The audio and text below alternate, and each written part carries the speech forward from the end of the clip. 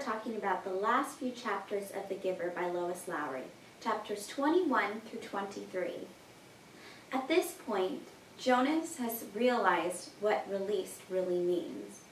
In the previous chapters, he's realized that release doesn't mean you get to go to a happy, fun place, but actually, it really means that you're killed.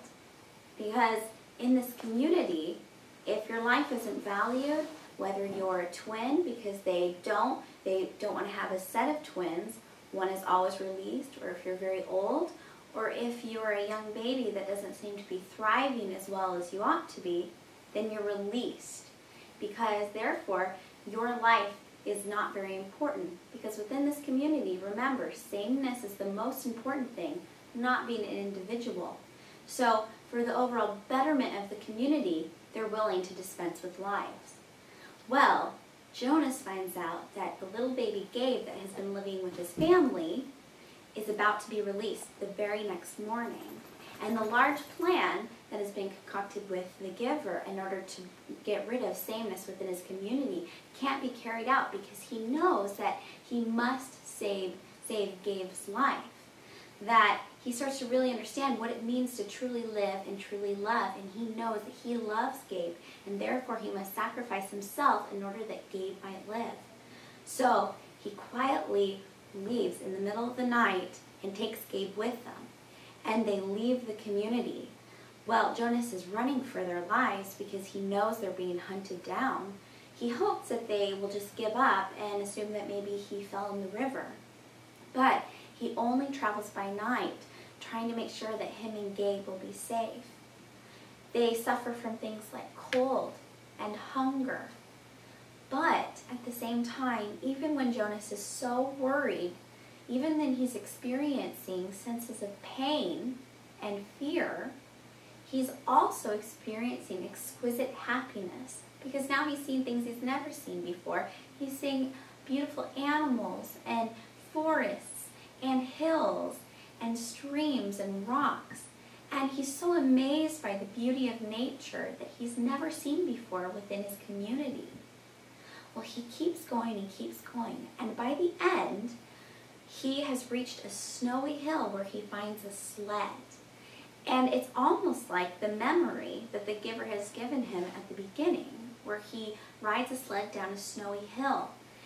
And at the bottom of the hill, he sees twinkling lights and he hears music. It looks like Christmas in a little town. So he gets on the sled and he rides down the hill. And that's where the book ends.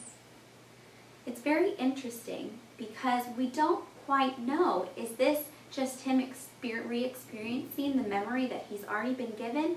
Or is this something he's truly experiencing for the first time in real life? Lois Lowry does not give us a conclusive ending. Instead, it's left open for your imagination to kind of make sense of what possibly happened to Jonas and Gabe. Did they get out? Were they safe? Did they find people who would love them? Did they find a community that embraced individuality? Or did they possibly freeze in the snow and never make it? We don't ever know, and that's left up to you to decide. But one thing we can know is that Jonas does hear music, which he's never actually experienced before previously in any of his memories. The Giver's never shown him what music sounds like. So we know that this is a new piece of information.